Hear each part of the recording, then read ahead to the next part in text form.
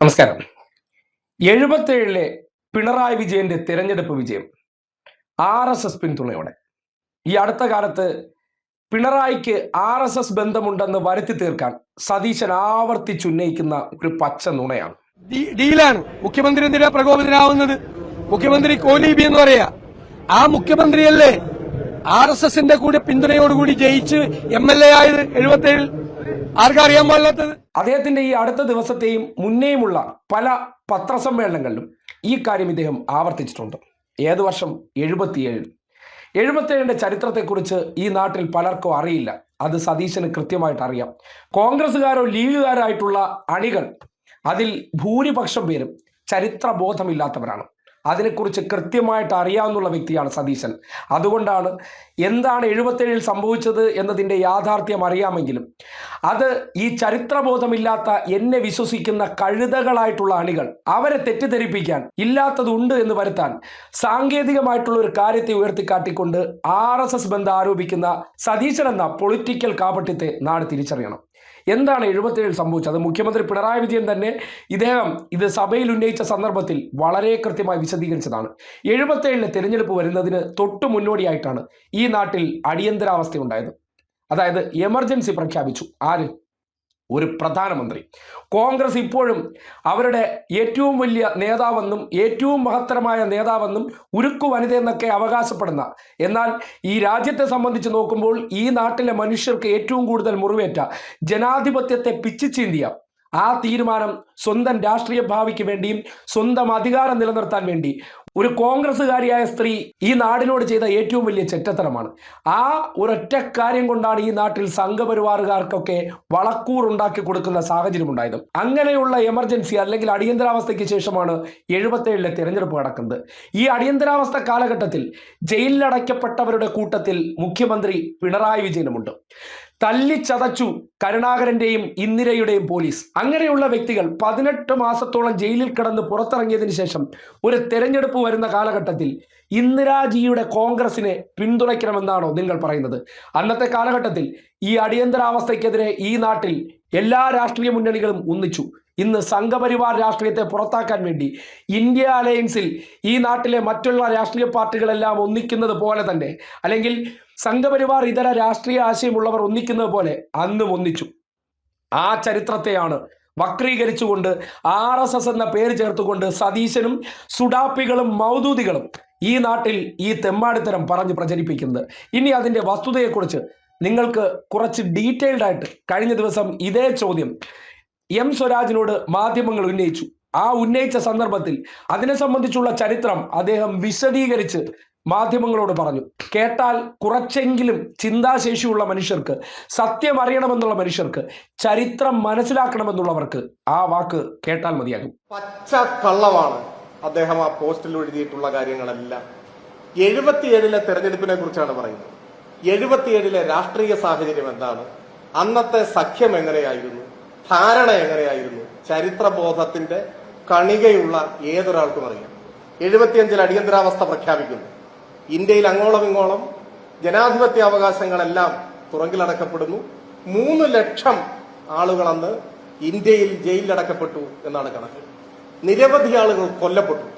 ഒരുപാട് വിശദാംശങ്ങളുണ്ട്. ഇന്നത്തെ ഒരു വാർത്താ സമ്മേളനത്തിൽ ഇപ്പോൾ നമുക്ക് അതിന്റെ എല്ലാ വിശദാംശങ്ങളിലേക്കും പോകണ്ട. അത്തരമൊരു ഘട്ടത്തിൽ ഈ രാജ്യമെമ്പാടുമുള്ള മനുഷ്യാവകാശ പ്രവർത്തകരും രാഷ്ട്രീയ പ്രവർത്തകരുമെല്ലാം തുറങ്കിലടക്കപ്പെട്ട ബുൾഡോസർ രാജിന്റെ ഒരു കാലത്ത്, ഇന്ത്യയിലെ ജയിലുകൾ മനുഷ്യരെ കൊണ്ട് നിറഞ്ഞു കവിഞ്ഞ ഒരു കാലത്ത്, അവസാനം അടിയന്തരാവസ്ഥ പിൻവലിച്ച ഘട്ടമായപ്പോൾ ജയപ്രകാശ് നാരായണന്റെയും മറ്റും ആഹ്വാനപ്രകാരം പ്രതിപക്ഷമെല്ലാം ഒരുമിക്കണം എന്ന ആഹ്വാനമുണ്ടായി. ആ ആഹ്വാനത്തിന്റെ ചുവട് പിടിച്ച് അന്ന് ഇന്ത്യയിലെ പ്രധാന പ്രതിപക്ഷ പാർട്ടികൾ എല്ലാം പിരിച്ചുവിട്ട് ജനതാ പാർട്ടി രൂപീകരിച്ചു. ഏതൊക്കെ പാർട്ടി? ഭാരതീയ ലോക്ദൾ, സ്വതന്ത്ര പാർട്ടി, സോഷ്യലിസ്റ്റ് പാർട്ടി, സംഘടനാ കോൺഗ്രസ്, ഇതൊക്കെ അന്ന് പിരിച്ചുവിട്ടു. എന്നിട്ട് രൂപീകരിച്ചതാണ് ജനതാ പാർട്ടി. ആ ജനതാ പാർട്ടിയിൽ ജനസംഘവും പിരിച്ചുവിട്ട് അതിൽ ചേർന്നു. അതാണ് വസ്തുത. ജനസംഘം ഉൾപ്പെടെയുള്ള, സ്വതന്ത്ര പാർട്ടി ഉൾപ്പെടെയുള്ള, സോഷ്യലിസ്റ്റ് പാർട്ടി ഉൾപ്പെടെയുള്ള സംഘടനാ കോൺഗ്രസും ഭാരതീയ ലോക്ദളുമെല്ലാം പ്രവർത്തനം അവസാനിപ്പിച്ച് പുതിയ ഒരു പാർട്ടി രൂപീകരിച്ചു. ആ പാർട്ടിയാണ് ജനതാ പാർട്ടി. ഭാരതീയ ലോക്ദളിന്റെ ചിഹ്നമാണ്, കലപ്പയന്തിയ കർഷകനാണെന്ന് തെരഞ്ഞെടുപ്പിൽ മത്സരിക്കാൻ ഉപയോഗിച്ചത്. എന്നാൽ CPIM ആ പാർട്ടിയിൽ ചേരാനോ പിരിച്ചുവിടാനോ പോയില്ല. പക്ഷേ ജനതാ പാർട്ടിയുമായി സഹകരിച്ചു. അതൊരു യാഥാർത്ഥ്യമാണ്. അന്ന് ജനസംഘമില്ല, ജനതാ പാർട്ടിയുമായി സഹകരിച്ചിട്ടുണ്ട് ആ തെരഞ്ഞെടുപ്പിൽ. അത് 77-ലെ തെരഞ്ഞെടുപ്പാണ്. എന്നാൽ 77-ൽ ജനതാ പാർട്ടി എന്ന് പറയുന്നത് മതനിരപേക്ഷ സ്വഭാവത്തോടുകൂടി നിലനിന്നൊരു പാർട്ടിയാണ്. അധികം കഴിയുന്നതിന് മുൻപ് അതിലുള്ള ചില ആളുകൾ RSSുമായി ബന്ധം പുലർത്തുന്നു, അല്ലെങ്കിൽ RSSുകാരാണ് എന്ന നിലയിലുള്ള ചർച്ചകൾ ഉയർന്നു വന്നു. അതൊരു വസ്തുതയാണ്. 79-ൽ കേരളത്തിൽ നിയമസഭാ ഉപതെരഞ്ഞെടുപ്പ് നടക്കുന്നു. 4 മണ്ഡലം: കാസർഗോഡ്, തലശ്ശേരി, തിരുവല്ല, പാറശാല. ആ ഘട്ടത്തിലാണ് ഈ ചർച്ച സജീവമാകുന്നത്. അന്നാണ് EMSന്റെ ചരിത്രപ്രസിദ്ധമായ പ്രഖ്യാപനം വരുന്നത്, ഞങ്ങൾക്ക് RSS വോട്ട് വേണ്ട എന്നാണോ അത്തരമൊരു ചർച്ച ഉയർന്നത് അന്ന്. അപ്പോഴേക്ക് അടിയന്തരാവസ്ഥ കാലത്ത് രൂപീകരിക്കപ്പെട്ടത് പ്രതിപക്ഷ കക്ഷികളുടെ കൂട്ടായ്മയാണ്. അതിൽ RSSും ഇല്ല, അതിൽ BJP പിൽക്കാലത്താണല്ലോ വരും. BJPയും ഇല്ല, ജനസംഘവും ഇല്ല, ജനതാ പാർട്ടി മാത്രമാണ്. ജനതാ പാർട്ടിയോട് ഞങ്ങൾ സഹകരിച്ചിട്ടുണ്ട്. RSS വോട്ട് ഞങ്ങൾക്ക് ആവശ്യമില്ല എന്ന EMSന്റെ ചരിത്രപ്രസിദ്ധമായ പ്രഖ്യാപനത്തിന് ശേഷം RSSുമായി കടുത്ത ശത്രുത നിലനിന്ന ഘട്ടത്തിൽ ഈ 4 ഉപതെരഞ്ഞെടുപ്പിലും ഞങ്ങൾ വിജയിക്കുകയാണ് ചെയ്തിട്ടുള്ളത്. പിന്നെ 77-ൽ പിണറായി എന്നൊക്കെ പറഞ്ഞു. പിണറായി ആദ്യമായിട്ട് 77-ലാണോ MLA ആവുന്നത്? ആരോടാണ് ഇതൊക്കെ പറയുന്നത്? പിണറായി ആദ്യമായി നിയമസഭയിലേക്ക് അംഗമാകുന്ന 77-ലാണോ? 7 കൊല്ലം മുമ്പ് 70-ലാണ്. ആരോടൊക്കെ മത്സരിച്ച്? ഈ കോൺഗ്രസിനോടും ജനസംഘത്തോടും മത്സരിച്ച് അവരെ തോൽപ്പിച്ചിട്ടാണ് നിയമസഭയിലേക്ക് വരുന്നത്. ആ കാലത്തുടനീളം കണ്ണൂരിലും പരിസര പ്രദേശങ്ങളിലും RSSും CPMഉം തമ്മിൽ കടുത്ത സംഘർഷങ്ങളും വലിയ തോതിൽ വാർത്തക്കിടയായിട്ടുള്ള സംഭവങ്ങൾ, കുഞ്ഞിരാമന്റെ കൊലപാതകം ഉൾപ്പെടെ നടക്കുന്ന ഒരു ഘട്ടമാണ്. അതാണ് എന്നും മറക്കരുത്. ഇനി ഇതിന്റെ ബാക്കിയുണ്ട്. ആ ഫേസ്ബുക്ക് പോസ്റ്റ് മാത്രം വായിച്ചാൽ ബാക്കി അതിലില്ല. അതിനുശേഷം ഈ RSSും സ്വാധീനിക്കുന്നു ജനതാ പാർട്ടിയെ എന്ന വിമർശനം ഉയർന്ന ഘട്ടത്തിൽ ജനതാ പാർട്ടിയുമായി ഇടതുപക്ഷം ബന്ധം വിച്ഛേദിച്ചു. 80-ൽ തെരഞ്ഞെടുപ്പ് വന്നു, പാർലമെന്റ് തെരഞ്ഞെടുപ്പും നിയമസഭാ തെരഞ്ഞെടുപ്പും.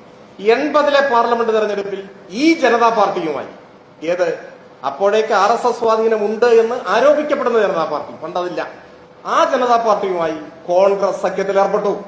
ആ സഖ്യത്തിന്റെ കാസർഗോഡ് മണ്ഡലത്തിലെ സ്ഥാനാർത്ഥിയുടെ പേരെന്താ? ഈ ബഹുമാന്യനായ പ്രതിപക്ഷ നേതാവ് മറന്നോ? 1980-ലെ പാർലമെന്റ് തെരഞ്ഞെടുപ്പിൽ കാസർഗോഡ് മണ്ഡലത്തിലെ കോൺഗ്രസ് മുന്നണിയുടെ സ്ഥാനാർത്ഥിയുടെ പേരെന്താ? ആ പേര് O. രാജഗോപാലൻ എന്നാണ്. O. രാജഗോപാലിന് വോട്ട് പിടിച്ച് നടന്നവരാണ് കോൺഗ്രസ് എന്നോർത്ത് വെച്ചോളണം. ആ സമയത്ത് തന്നെ നിയമസഭാ തെരഞ്ഞെടുപ്പ് നടന്നു. ഈ KG മാരാർ ആ തെരഞ്ഞെടുപ്പിലും സ്ഥാനാർത്ഥിയായിരുന്നു.